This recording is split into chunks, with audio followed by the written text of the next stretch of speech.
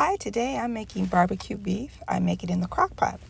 And so you want to start with a ground chuck roast. I like to have some marbling in it.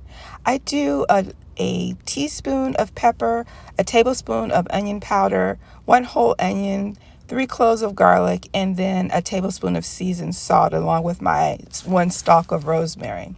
You see, I've poured all of those ingredients into the crock pot.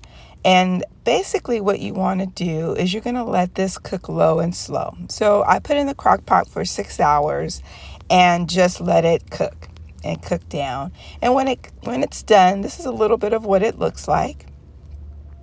I would take the juice because I'm going to actually use that beef broth for a soup later. And so I've measured that out and I'm going to set that aside.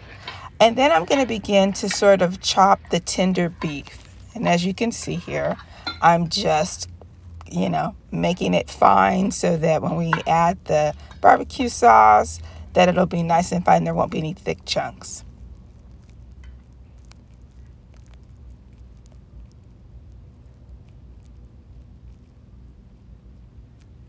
I'm going to give it a good stir and mix the ingredients well. It's a very simple recipe. There's not much to it. Sometimes I do make homemade barbecue sauce. I'll have to show you that one time. But for now, this is just a store-bought barbecue sauce, one of my favorites. And you're going to mix that well. You're going to serve that on a bun. As you can see, I have here, I'm beginning to serve it. Sometimes I do onion. Sometimes I do potato.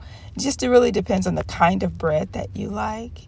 And so basically it's just a very easy sandwich to make.